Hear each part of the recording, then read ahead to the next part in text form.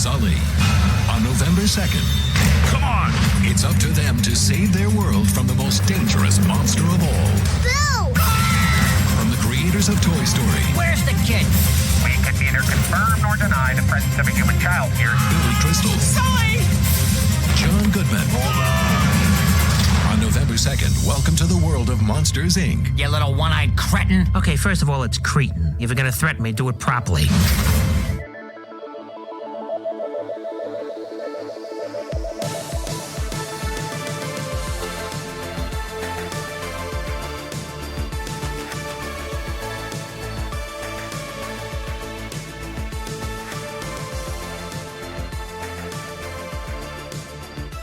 Hello, everyone, and welcome back to Cinemarcade. This is the podcast about movies, video games, and the sparks that fly when those worlds collide. It is me, top scarer Steve Guntley, and we are talking today about the 2001 Disney Pixar film Monsters, Inc. And who's joining me here today? Rawr, I am Monster. You can really feel the energy in this room. It is palpable. That's a better one. And honestly, like, are we? If we're being real for a moment, can I just put on my real hat for a second? Who's the scariest of the three of us? I'm guaranteeing it's neither of us. I think it's J-Man all the way. Yeah, I think. You just looked at me with a side eye like, are you kidding me? I would destroy you, Marshmallow Boys. The withering gaze. That's what you two should be called, the Marshmallow Boys. I feel like that's already a subculture of some kind that we probably don't necessarily want to be representing. If I was mad at a marshmallow, I think I'd probably eat myself. Yeah, I might. I don't know. Well, I'd get full, though. I'd get full pretty quickly. Do you But then guys there's like always another day. marshmallows? I like marshmallows fine. Big marshmallows, little marshmallows. I am a fan of all types and flavors Yeah, of marshmallows. you kind of can't go wrong. I think chocolate marshmallows are disgusting. Oh, okay. I don't know if I've had the chocolate ones. The How mint ones are interesting. dare you. Mint ones, you drop them in a little cocoa. They're really good. Yeah. What about you and Okay, mint? look. But we learned that Justin hates mint. He hates freshness. Yeah, I also don't like cilantro. Oh, but do you get the soap taste though? I don't know if it's soap taste or I just don't. I also hate cilantro, but I love mint. I Okay. don't know what soap tastes like Fair. to compare. Well, go lick some soap. We'll wait. Do you have a bar soap? Yeah, go ask a neighbor. Borrow one of theirs. It's like I haven't seen a bar of soap in years. Well, that's That's a brag. probably not something you want to put on your dating profile. You know, I'm just Because saying. it's all liquid these days. That's true. That's true. It is. Damn economy. I think the last time I saw a bar of soap was probably at a hotel. Okay. All right. I haven't been in a hotel in a while. Well, there we go. I was in a hotel like 7 months ago when you went to Pittsburgh. No, I stayed with a friend. Oh, Oh, okay. there you go. See? And then when I went Your to friend, Indy, the hotel. Yeah, my Yeah. friend. Yeah. Hotel. Yeah. When I went to Indianapolis last year, it was it was an Airbnb, so I brought my own stuff. Yeah. And I just rediscovered my half-used shampoo. Well, when I was looking for a bottle, this like is 2 days ago. thrilling way to bring in our conversation about stunningly Monsters thrilling, Incorporated. Like this is fascinating podcasting. Oh, right dear here. Lord. But we are excited to be back talking about another Pixar film, one that I would rank very, very highly, honestly. Like, I think this movie is crazy fun. It's a lot lighter than a lot of Pixar movies, and I think that works so much in its advantage. Like, it's not without its emotional moments, but, like, yeah, this one is just a joy. Yeah, they pull on your heartstrings, not because you're sad that people are gonna die or whatever. Yeah. But because you're sad about like the human connections that might be broken. Is that an up dig? I mean, yeah.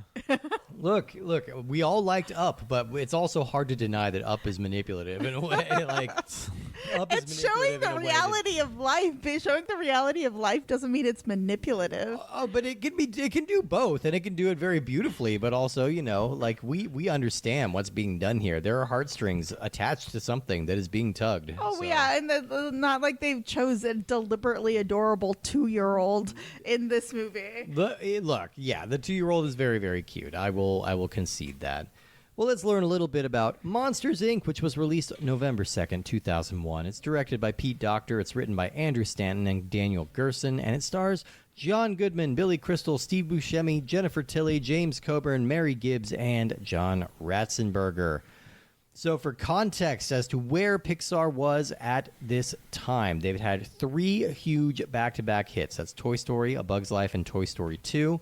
All massive, all kind of generation-defining in their own way. Bug's Life seen maybe as a little bit of a disappointment comparatively, but still really a successful film. Made those dollar bills. Made that green, the color of bugs. They were off on this unparalleled Bugs run are of very bug. rarely green. The bugs in this movie are green. Yeah. Actually, no, they're mostly blue, aren't they? In Bug's Life, Yeah. they're mostly blue. Never mind. I take it back and I resign my position immediately. Monsters Inc. continued their amazing run of movies that honestly kept going for another decade or so after this. They kind of had this unparalleled run. But I think this one is just a really fun madcap screwball comedy that is just overflowing with imagination and a lot of heart, but without feeling too forced. Now, we talked a bit in past Pixar episodes about the fabled 1994 lunch meeting between Pixar execs, including John Lasseter, Pete Docter, Andrew Stanton, and Joe Ranft, in which they laid out the next decade plus of the company's slate. So allegedly, that is where the ideas for A Bug's Life and Finding Nemo and WALL-E would all originate from. And one of the major stories that came out of this fabled meeting was also Monsters Incorporated. Pete Docter was really happy with Toy Story and that it had tapped into a very childlike sense of imagination, and he wanted to keep that going by exploring kind of one of the universal hallmarks of being a young kid, which is the belief in monsters under the bed. Now, I have to ask, was this something that either of you ever struggled with when you were a kid? Monsters in the bed, monsters in the closet. Can you recall? I don't recall if I ever specifically thought monsters. No, I did not. I was more concerned about ghosts and serial killers. Okay, I mean, Those are monsters. combine them and you basically have a monster. Yeah. Either or. There's still a monster. A ghost is a monster, and a serial killer is a monster. Yeah. Yeah, but the problem between a ghost and a traditional monster, not that ghosts can't be a traditional monster, but they don't obey laws of gravity or other physics but that they're we ghosts. Depending on the what are monster, they they gonna don't do? either. Just hang out with you? scare me. Yeah, but they can't do anything. What are they going to do? Poltergeist. Well, a poltergeist can Poltergeist maybe is not a manipulate ghost. some things. It's a class of ghosts. We can't be nitpicking too much and saying a poltergeist isn't a ghost. Yeah, I don't think I ever specifically put a monstrous face to that anxiety, but it was definitely a fear of it is dark. I can't see beyond a certain point, and I already had bad vision anyway, so I really couldn't see beyond a certain point.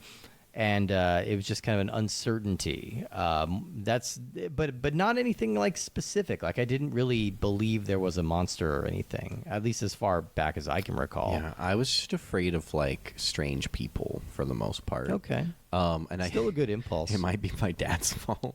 When I was a kid, I had when we were young, I had bunk beds with my older sister. Who we were both young. This is one of my earliest memories that I have. I would curl up on top of the headboard onto the ledge of the window with the window open, and then we had a screen, so it wasn't Garfield. You I just, can't just roll yeah. out the window or anything.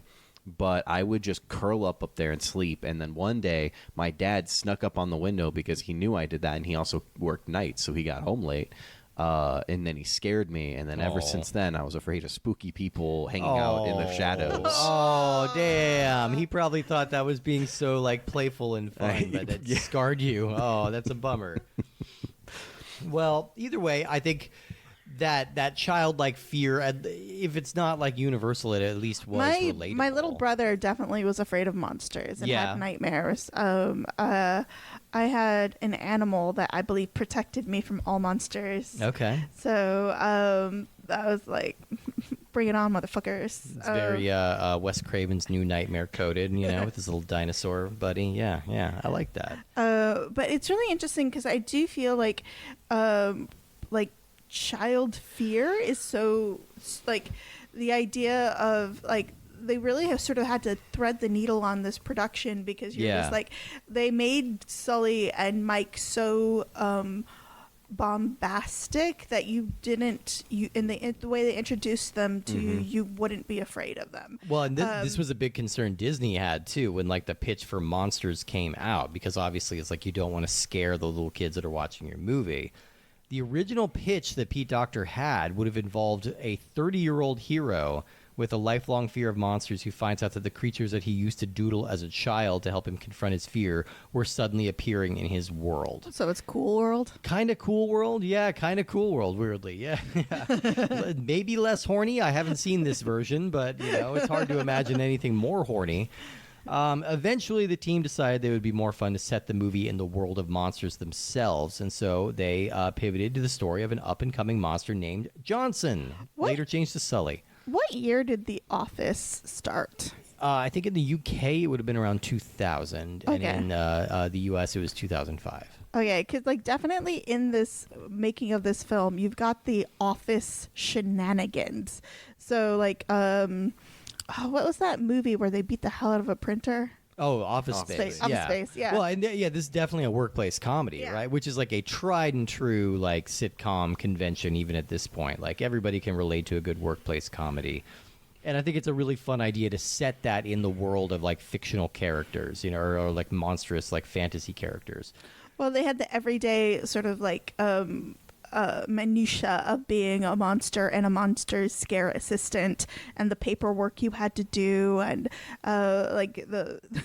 it was just it was very believed. They created a world that was very lived in through corporate speak. I love any time when you're doing something like that where you're taking a fantastical world and then attaching kind of a banal bureaucracy to it. Like with Beetlejuice. Like Beetlejuice is a really good example, and I brought this up when we covered the Flintstones a million years ago, but there's a Flintstones comic book that came out in the early 2010s or something like that is doing that kind of idea too, that society is just kind of developing alongside so I guess that's actually technically just the Simpsons anyway, or the Flintstones anyway, they're doing that. But yeah, I like that idea. I think it's really fun. Originally, Johnson was going to be a standalone character. Eventually, they added a sidekick character named Mike Wazowski. And the idea was to team them up with a small child who went through several different iterations of age and gender. At one point, the script that they almost went with was going to feature a streetwise 8-year-old girl who didn't believe in monsters, right? But the team felt it would be a smoother transition, I think, if the child was closer to a toddler and only had limited communication abilities. That way you make her more of kind of a fun agent of chaos and not something you have to constantly be explaining the rules to. Mm-hmm. I think that makes it a lot more organic. We can sort of live in the world a little bit, and we never have to worry about her adjusting to this world because she's a toddler. She's just having fun and just accepting everything around her. One of my least favorite things in any form of entertainment is when you just have the character that's designed to be explained to, so they don't have to explain anything to you. Yeah. To the viewer. I hate that. And it's so frustrating because in this you have small amounts of it, but at the end of the day, nobody's necessarily talking as if everybody in the room doesn't understand. Yeah. It feels much more natural how they explain everything that's going on, how the world works, without ever really having to sit there and dump on somebody what's happening. Right. They do a little bit of that in the beginning. They definitely have exposition, but the exposition is told through action, which Pixar is really good at. Yeah. And you get to explore the world. Mike and Sully live with each other. They're roommates. They drive he refuses to let him drive a car, showing that the world is walkable. It's suffering from lack of energy, so you're trying to do your part for the environment. And I thought it was really interesting the character design on. Is his name Wittenhouse? Wittennoose? Waternoose. Waternoose. The James Coburn character, Because, he's the only monster that seems creepy to me. Yeah. We were having that discussion while watching it. Would any of these monsters scare you? And I think he's the one that comes closest. Yeah. It's you have a lot of, brightly colored, patterned creatures that would be more interesting than you'd be oh, what is that? As opposed to oh, what is that? And I rarely find furry things scary. Like if it's fuzzy, then I always find them like at least a little endearing. I know that's not necessarily true in real life. I would be afraid Let's of a get bear some or some cheetahs in wolves. here. I don't. But I mean, in terms of things that you feel a sense of dread about, like. I don't like if I were to Look, write a horror story, it wouldn't be about a bear. If It I would was probably be about, walking like, a in the spider. wilderness and a bear with all blue fur and like purple spots came walking towards me, I would probably not be as afraid than if like a brown bear came at me. Fair. Because Heard it again- here now. How you killed Justin? Be outside his window as a multicolored bear. Yes. Yeah, He will let you in. they definitely, it's like the friend colors of like, Yeah. they They're- definitely play on that as opposed to like a lot of dark grays. And like, I don't want to start talking about the video games yet. Yeah. But the animation on Sully compared to the animation on Sully in the fucking video games. Yeah. It really makes It's you big leaps. like he looks so good in the movie, and he looked like his hairs. Like I know they had to do a ton of development to do different forms of animation for the hairs. The hairs have each has their own individual shadow, and, like all this really complicated stuff that Pixar excelled at because like honestly, the Sully in the video games are so flat they almost become scary again. Even today, hair is rough to do, like calculate the physics for Yeah. in real time. And that's why, like, again, going back to Pixar is like ahead of their field because they're developing the tools to make this go faster. It's still, I can only imagine how long this movie took the final cut to render. Yeah, it probably took a while. But Well, it was really interesting that when they developed Sully, a couple of things that were really interesting that happened. And the number one is that he's very athletic. Normally, when you have a bigger creature, he Yeah. moves slowly, but he's sort of designed to be like a lineman, like a in football. So he's Yeah. very big but very agile. And I thought it was fascinating that Billy Crystal was the first person who was up for Sully, which That is strange. That is Yeah, strange to yeah. me. I can't imagine. They definitely like Billy Crystal was in the running for Buzz Lightyear. He almost took that part, and then he passed, and he really regretted it after Toy Story came out and was this phenomenon. So when Pixar came knocking again, they're like, "Yes, I will take any part." And he read for Sully, and it wasn't quite a fit. The person that they almost cast was actually Bill Murray, who had a good read. He showed up. He seemed interested in the part, and the only reason he didn't get it is because he didn't pick up the phone when they tried to call him back and offer him the part. They tried him for days. He's a famously elusive, weird guy, and when he just wouldn't answer his phone, they're like, "All right, I guess he doesn't want it." And I think it worked out because they were able to hand it off to secret MVP of Cinema Arcade, Mr. John Secret. Goodman. I don't know about secret. I think he's obviously the MVP of This the is show. now the fourth John Goodman game that we have played. We still have at least two more. I was trying to run the numbers. I don't think he's going to be number one overall because I think that's going to be Stallone. Oh. We have two Rocky games. We have four Rambo games, I think, and then we have Cliffhanger, Demolition Man, Driven, Judge Dredd. We have a lot to work with Stallone. Oh. But John Goodman is surprised. I love that he came close. Like I love that he was almost the actor that we played the most. He's great. I love John Goodman in everything, and he's the perfect fit for this. He's great at playing like a big lug with heart, even if he's not physically on screen. He fully reads as a big lug with a big heart.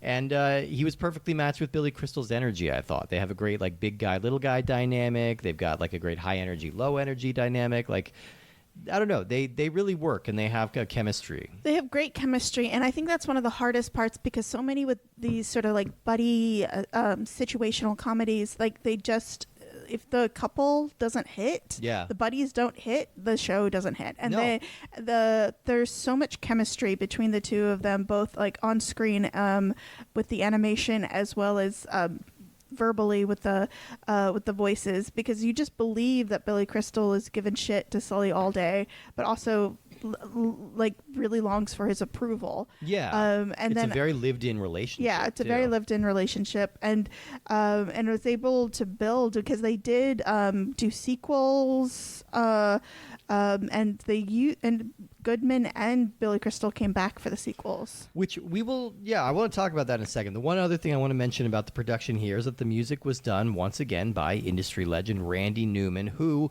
after 16 nominations and 0 wins, he finally got his first Oscar win off of this movie for the song If I Didn't Have You. So he got passed over for You Got a Friend in Me. Oof, he won for this. That's wild. That's crazy, right? I was trying to look, I forget what won that year, but I don't think it was as memorable. Well, it was funny because he also didn't win score because this was the year of the Fellowship of the Rings. Oh, yeah. They weren't touching it. Yeah, they absolutely weren't touching it. I was just looking because I saw that it was the third highest grossing film that year. And I'm like, what the hell else was that?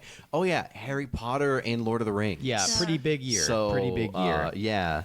But like, this did get some Oscar love. This was one of the 3 movies nominated for the very first Best Animated Feature Oscar, and it was beaten by Shrek. I like to think it had the edge over Jimmy Neutron Boy Genius, but yeah, those were the 3. But this was a huge hit. Yeah, it made $600 million worldwide, and it would go on to get a prequel in 2013. I don't know where y'all sit with that prequel. I am such a huge defender of it. I feel like it gets kind of a bad rap, and I think it's really great. I great. saw it, but I have no recollection. I know it's supposed to be a college. It is. It's a prequel. It takes place when it's called Monsters University. It takes place when Sully and Mike first meet, and it's Mike is setting out his big ambition is that he wants to be a major scarer, but is your neighbor trying to tell us something in Morse code? I don't think so. I hope not. Yeah, but there's a blinking light over there, and Justin has squirrels. I do. Squirrels kind of ADHD. My glasses are off, so I'm just like lights.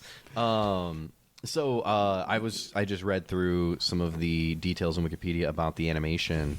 Because is it still? It stopped. No, it stopped. But I believe the man is not wearing much clothing. Interesting. Hell yeah. Okay, private rave going on. I don't know what's going on. Oh, all right. Well, I hope nobody's being murdered. Yeah. I definitely don't think it's murder. Oh, okay. Well, I hope they're all having fun. Maybe they're bringing new life into the world. Hey, yeah, maybe it's a reverse murder. Yes, as sex is known. Murder? Yes. I don't think that's a reverse murder. Technically, sure it is. Yeah, why not? Yeah, but so the animation was actually really interesting because similar to what you had said, they had this big character, and they're like, if it moves really slow. The pacing might slow down. It might feel kind of sluggish, or like let's make him move fast. But every time they tried it, it was just awkward. So they had a professor from UC Berkeley on heavy mammals to come and lecture the animation department. Yeah.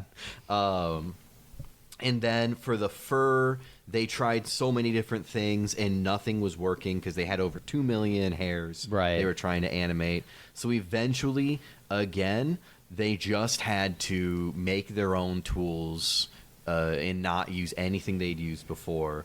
And then when all was said and done, they had 3,500 processors running to render the movie, which Toy Story 2 had 1,400. Yeah. So they had an insane amount of processing power behind it just to get scenes rendered. Do you think that movies like Toy Story should be remade with modern technology? No, leave it alone.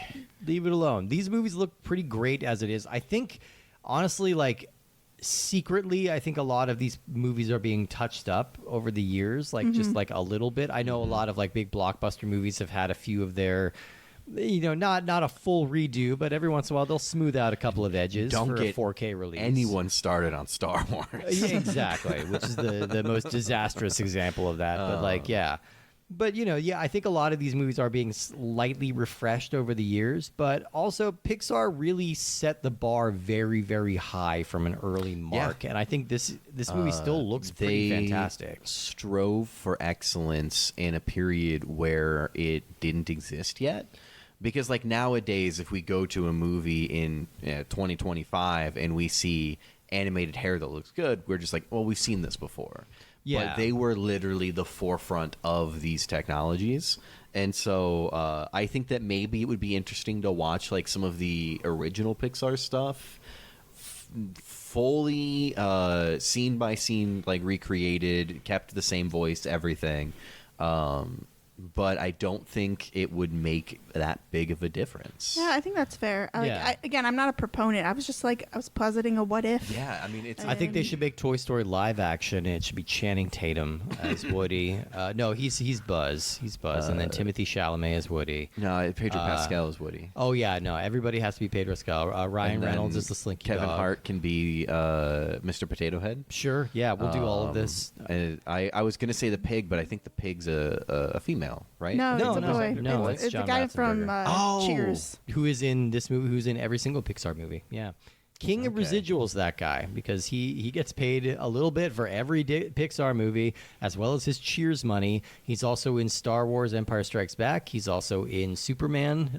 So that man got around, and yeah. In order to get residual checks that actually mean something, apparently that's what you have to do. Is there more clothes on It's now? true. I wasn't looking. Oh, okay. Oh my God! I think you I two. saw the I think form I think we've learned who the real of a monsters here are. Yes. Did either of you watch the TV show? There's a Monsters at Work TV show on Disney Plus. No, I did not. I think Adam Scott Oh. is the lead of it now. Like it's, I hear it's kind of fun, but like I never got to Who's it. Adam I know. Scott? I think it came out Parks and Rec, Severance. pretty recently. Yeah, yeah. It's like fairly. It had like 2 seasons, I think. I don't know if it was like a huge hit or anything, but yeah, it's called Monsters at Work. Disney Plus. Oh, well, there you go.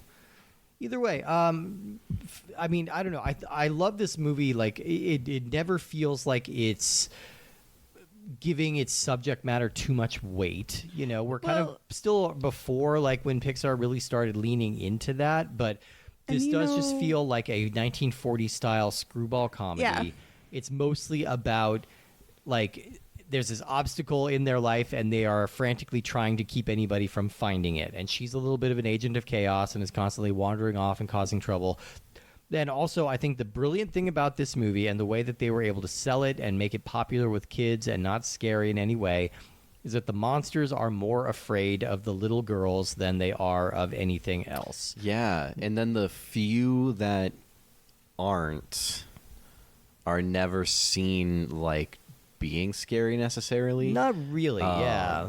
Like you get the one scene where for the first time since Boo has been discovered, I have managed to forget Randall. no, I remember Randall's name. Yeah, you're angry at Randall now. Randall's a little shit. Big furry guy. Sully. Sully, yeah. Sully's scary for like the first time in the movie, because he's being like goaded into it by the owner of the company, and he's Yeah. like, "I'm just gonna get this over with so we can get into what I came here for."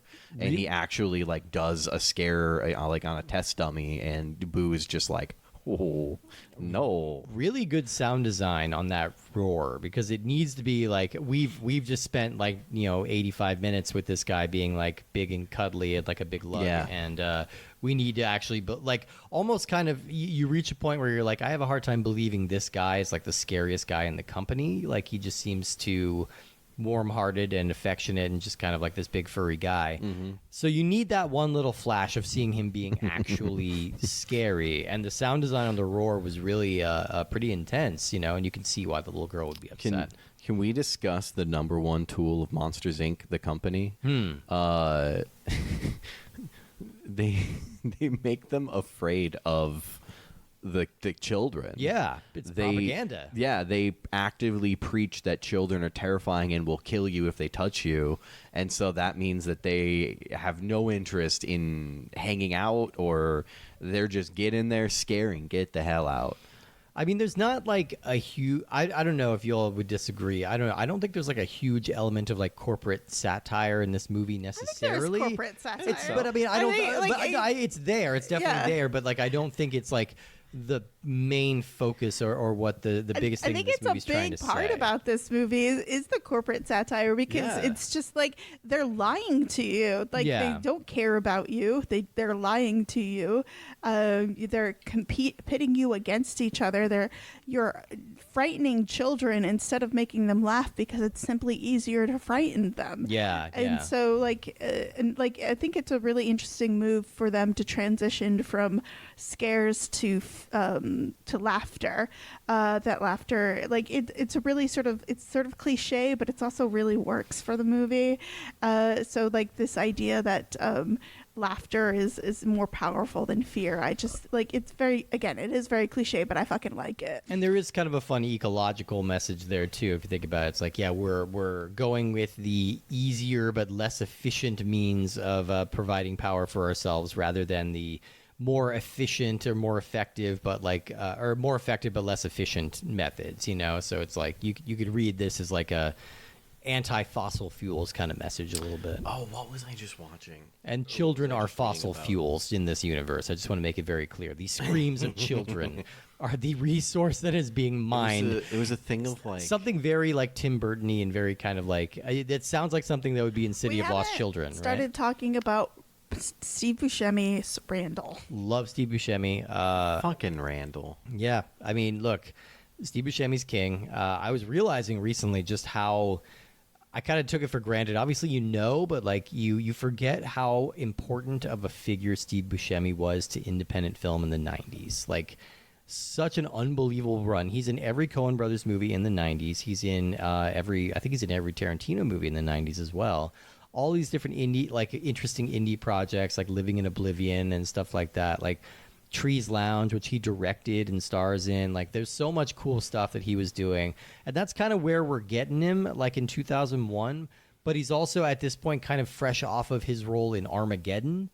So it's like he's gone mainstream in a little bit of a way. He's also been working with Adam Sandler a lot. Con so Air. like Con Air has happened at this point. Like, so he's always been like such a fascinating figure in film, because he's like he is a leading man and a character actor and very distinctive looking, and kind of does a little bit of everything.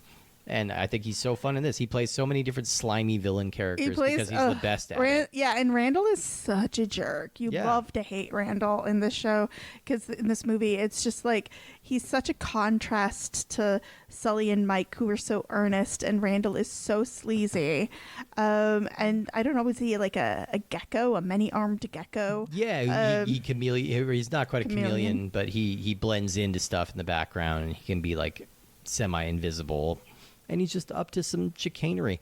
Also, I just want to point out what a great like masterstroke it was to not give anybody names like Glorg the Many-Headed or something like that. Nobody has ridiculous names. Yeah. They all have very boring, normal ass like white bread names, and that Yeah. makes them all the funnier. Like Sully is even Irish. Yeah. Like, what sense does that make? What sense does it call? I don't know. I do have to mention Sullivan? that this is a problem with a lot of Pixar movies that started off that there's like a severe absence of women. Yeah, there You're really like, is in dude. this one, especially. We get There's Jennifer two? Tilly a little bit just kind of 3 technically. Yeah. We get Boo as the very young child, just kind of making babbling noises. We get Jennifer Tilly in like 3 scenes as Mike's love interest, and she mostly, I would say, roughly 80% of her dialogue is the word schmoopsy bear. Yeah, or googly bear. That's it. Yeah. That's most of what she gets to say. And then Roz, which is voiced by a man, but memorably, you gotta love Roz. Isn't that nice? Very heavily quoted in when I was growing up. But I do love Jennifer Tilly. I like her, what she's going on. She's very I love her character design with all the snakes. Yeah. Yeah. And I love when the snakes have their each own individual cone. I might be talking out of school a little bit, but I believe Jennifer Tilly might be very near being a billionaire, because she was married to the co-creator of The Simpsons. Oh, wow. Before he died, and he died back in the early 2000s, I believe. And she basically inherited his stake of The Simpsons, which is 1/3 of The Simpsons. So she has a big chunk of that empire, and she showed up on the show, and she's like had a lot of fun with it. But yeah, in addition to Bride of Chucky. You know, she's got a whole lot of plates spinning. And Bound, which should have been a franchise because that movie is unbelievable. But yeah, not a lot of women here. But that's, this is more of a like more of a slapsticky kind of comedy that finds its heart as it goes along. Like, it's very cute that the monsters are terrified of this little girl who is so innocuous and so like genuinely sweet. I think they really capture toddler behavior like perfectly well in this movie. And they both just kind of like warm to her, but like Sully really, really takes to her and feels very protective of her. And we also get to introduce a really fun element to this movie, which is this idea of the closet doors, right? This is how like the Monsters Inc. exists in some kind of like pocket universe, and they have this access to all these different other worlds through these closet doors, which again, we'll talk about the games in a little bit, but I'm really surprised that that's not an element that they didn't capitalize on, like that there's not like a Monsters Inc. video game series that uses that as like kind of a format, because that's basically like built in like Mario 64 or Ratchet and Clank right there, like. So I don't know, just something we'll get into that as we explore the games a little bit, but yeah, I mean it's hard to like really even poke any fault with Monsters Inc. It's a very charming movie, and it's like maybe not a heavy hitter necessarily, but it's like so perfect at what it's doing. Well, I think it's really interesting because I do think it's a little bit of a heavy hitter because like he sort of like realizes that he's like a part of the problem, like because he's been scaring these little children, and he realizes that's a dick move. Yeah, because he just didn't have a concept of like what a child was actually like. They're being fed all this weird propaganda, very funnily demonstrated in the scenes with George Saunders, the guy who keeps getting like shaved and get the code yellow or 2314 or whatever they're calling it, and they have to keep shaving him and like CDA, sterilizing him. Children Detection Authority or something like that. Which cool design on those things, because they're clearly just like little monsters that are shaped like guys in hazmat suits. But like I like that design because all of their stuff is organic. Like they've got these little jetpacks and vacuum stuffs, but it's all like part of their single uniform. So I like how weird those guys are. And there's a lot of weird stuff. Every monster kind of has their own little thing. We get lots of great visual gags of them like warming up to get into scaring mode, or all the different little ways that they live their life. Like they don't use deodorant, they use odorant, they go and dine at a restaurant called Harryhausen's, which really made me happy. That was really fun. Just lots of like great little attention to detail, lots of great world building, lots of great I don't know. Sometimes we talked about when we talked about Cars, but sometimes the logic of a Pixar world, like I'll really bump against. Cars, I just had such an impossible time with. I still think that's hilarious that you had such a problem with Cars. Monsters Inc. clicks. Monsters Inc. kind of makes sense. Its world feels very lived in and familiar. They don't overcomplicate the rules, but they add a lot of weird stuff. And I think the world that they create is strange enough that you also just don't question what's going on, It's so foreign from what we're used to looking at, except for just like the workplace minutia of it. Yeah. I don't know. I think it's super successful at everything it does. I really enjoy Monsters Inc. I don't have too much more to say, but do we want to switch to the games? Yeah, let's switch to the games. Because we have a few we can talk about. Strangely, like I said, this would have made a really good kind of jumping off point for a lot of like major games. I wanted to mention, didn't they like have the most successful like DVD sales day of all time? Oh, I wouldn't be surprised. That was about the time it was really popping off. They held it until Spider-Man came out. Oh, wow. So this is a wildly successful DVD. And I think like one of the High School Musicals is now the record keeper of that, of like the most sold DVD. Yeah, I think it was High School Musical 2, something like that. But yeah, in terms of video games, most of the Monsters Inc. legacy is as like cameo characters in a lot of mashup games. So like Disney Dreamlight Valley or Kingdom Hearts or Disney Infinity, games where it's just like a little bit of characters from every different universe. And it is surprising because I think there's a lot that you could do with this. But there are a couple of noteworthy games that gave it a shot, pretty much all within a year of each other. So we'll start by talking about Monsters, Inc., the game that's kind of most directly based off the movie. It was released October 26, 2001. It's developed by Vicarious Visions and published by THQ. Don't know why I said Visions weird like that. It's that Vicarious Visions. It's published by THQ. And this was released on the PS2, the Game Boy Advance, and the Game Boy Color. And so the Game Boy Advance and Game Boy Color versions were released first. The PS2 one didn't come out for like another 7 or 8 months after that, which is kind of strange.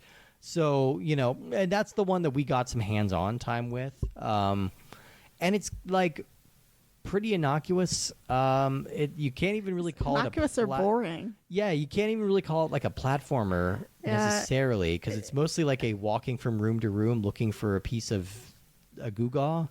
And you can't really fight anybody. Not really. It's a little bit of a stealth game, but like it's too easy to be a stealth game. It's just kind of, the cover of it. If you look at like the box art for the Game Boy Advance version, it's like Mike and Sully jumping at the screen, like ready to fight, and it's just like I think that's misrepresenting this game, which is very sedate. The PS2 version of this did look a little bit more lively. We got to have. I didn't have a copy of this one, so we only had to watch some YouTube videos. Really fun. It looked pretty fun. It's the only game that we're going to be talking about where we're actually getting to explore Monsters Inc., which is again feels like a big missed opportunity.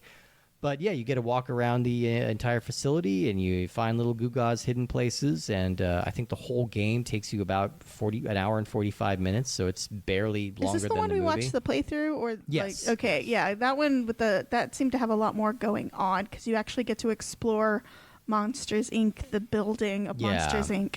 And so that seems a lot more fun because the game that we played was the PS1 version. Yes, so we played a game called Monsters Inc. Scream Team. That was released November 1st, 2001, and developed by Artificial Mind and Movement and published by Sony, and it was released on PS1 and Windows.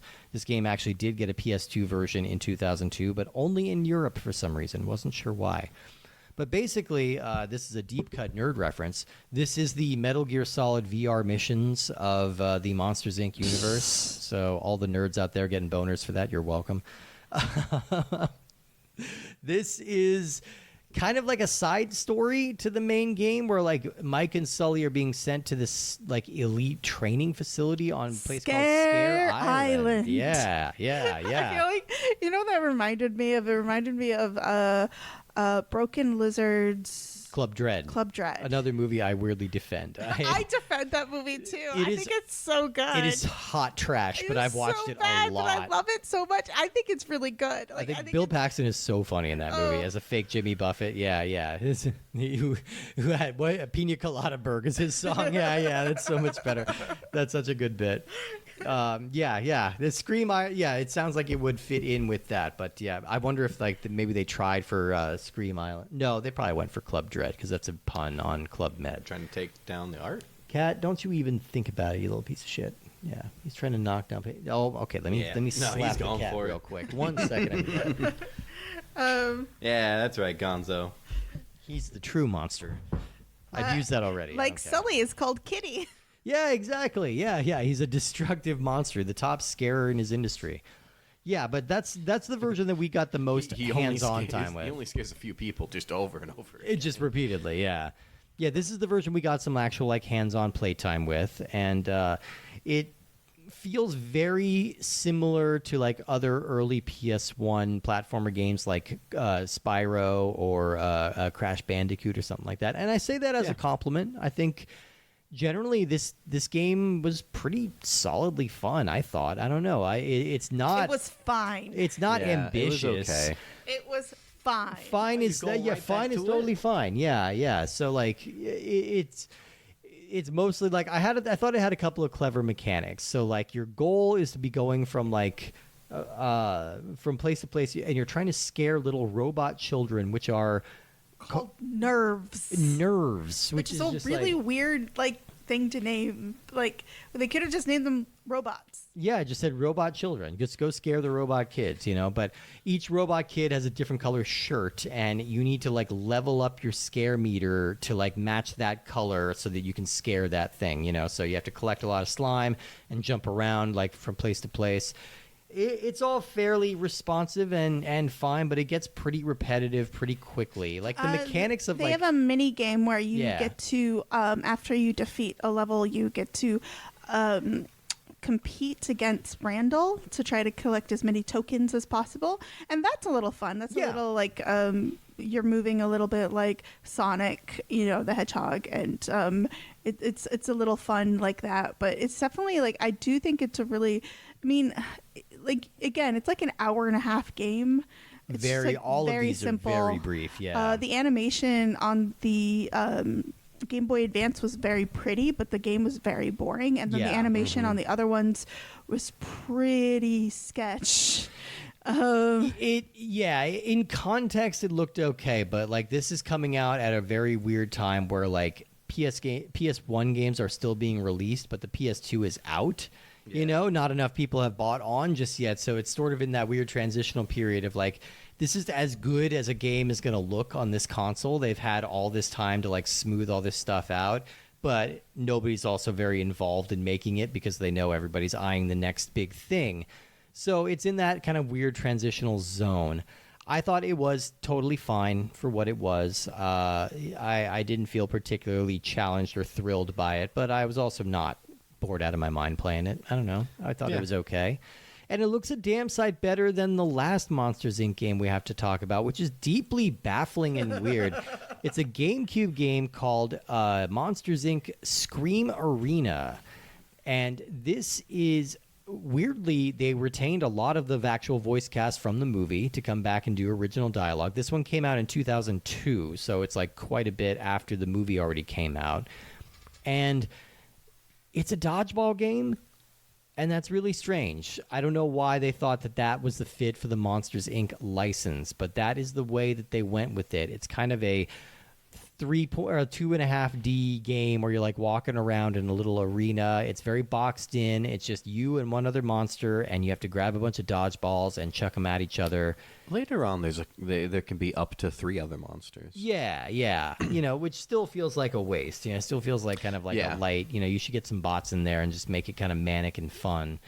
But they're almost doing like another Deep Nerd Cut reference, but they're almost doing like a Power Stone kind of setup where you're walking around in this very isolated area and you just have to like grab items and bash each other with them. But far less imaginative than Power Stone. And just kind of... yeah, just kind of inert and weird, and you have to play in the same arenas over and over and over and over. There's not very much variety here. It's like in 2000 there was a game released called Crash Bash, which is a Crash Bandicoot game that is just mini games. Yeah, it's like and a Mario Party all thing. Different fun mini games. Sure. It's like they made a mini game for something, and then we're like, we ran out of ideas. Let's just make this the whole game. Yeah. And stretched it out to an hour and a half, and then said, there you go. But it's just weird that they would pay for like John Goodman and Steve Buscemi to come back and provide new dialogue for this when the game is such an afterthought, right? Of the 3 games that we've touched in some way, either the 4 games. Yeah. This is the weirdest one to have the full voice actors. Yeah. Because they don't appear in any of the others, including like the licensed one based on them. I think weirdly James Coburn is in all of these, who does Henry Waternoose. I'm sorry, excuse me, Academy Award winner James Coburn is in all of these. But yeah. Yeah, it's just such a bizarrely boring game. Yeah. Yeah, I think of the games, the PS2 version is the best. Yeah, it looks the most solid. It looks the most enjoyable. And the PlayStation 1 game is at least an okay swing. Yeah, it was fine. Like I don't, even at an hour and a half, I feel like it might be pushing my attention span to play through that entire thing. But yeah, it had a couple of ideas. It had a couple of shades of like Ape Escape or Crash Bandicoot or games that I like a little better than that one, So, I mean, and you never necessarily want to remind somebody, it's like showing a clip of a better movie in your shitty movie, like you're watching Club Dread and they're watching Casablanca on TV and that, like you don't want to remind people that you're watching junk.